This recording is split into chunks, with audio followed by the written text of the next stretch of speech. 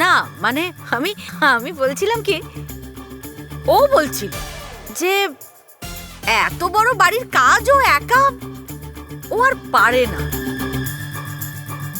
মানে ওর অন্য কারো হেল্প দরকার। হ্যাঁ ঠিক আছে, তাহলে কাজের লোক একটা হায়ার করে দেবো, সে বাড়ির সব কাজ করে দেবে।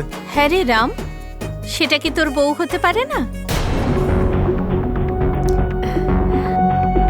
দেখ, তোকে আমি এ বিষয়ে জোর করব না, কিন্তু তুই এই ব্যাপারে ভেবে তো দেখতে পারিস।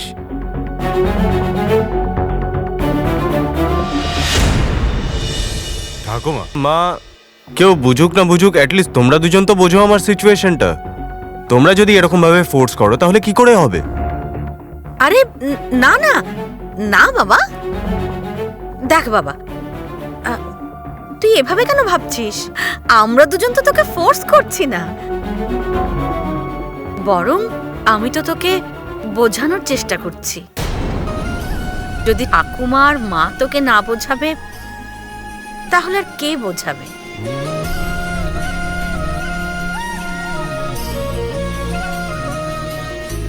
দেখ বাবা, এই জীবনের পথটা না অনেক লম্বা। তুই যদি একা একা চলতে চাস, একদিন তুই ক্লান্ত হয়ে যাবি।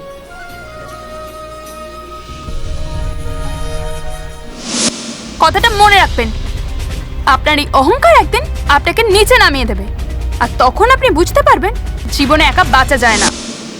যার হাত ধরে আমি জীবনটা এগোতে চেয়েছিলাম, সেই হাতটা এমনভাবে ছাড়লো যে আর কারোর হাত ধরে আমার সাহস নেই। হ্যাঁ রে রাম, যে ঘটনা ঘটে গেছে সেই ঘটনা যে আবার ঘটবে তুই এটা কেন ভাবছিস?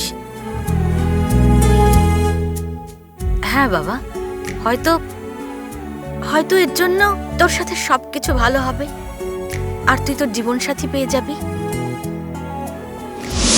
বাবা, সে যদি না যায় তাহলে আসবে কি করে? তাহলে ও কবে আসবে? খুব তাড়াতাড়ি, তোমার জন্মদিনে। প্রমিস? পাক্কা প্রমিস। সঙ্গী ছাড়া জীবনটা কষ্টের, সেটা জানি ঠাকুমা।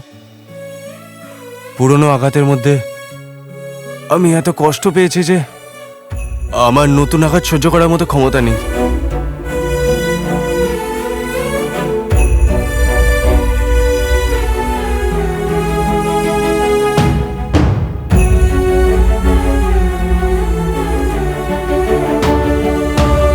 এই কারণে আমার নতুন সম্পর্কে জড়াতেই ভয় করছে, কারণ যদি কিছু হয় আমি নিজেকে আর সামলাতেই পারবো না।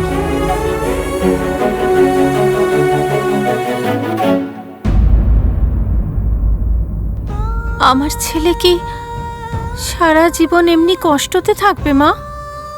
না সুগন্ধা, সেটা কখনো হতে পারে না। আমি জানি রাম এখনো সিয়ার জন্য অপেক্ষা করছে,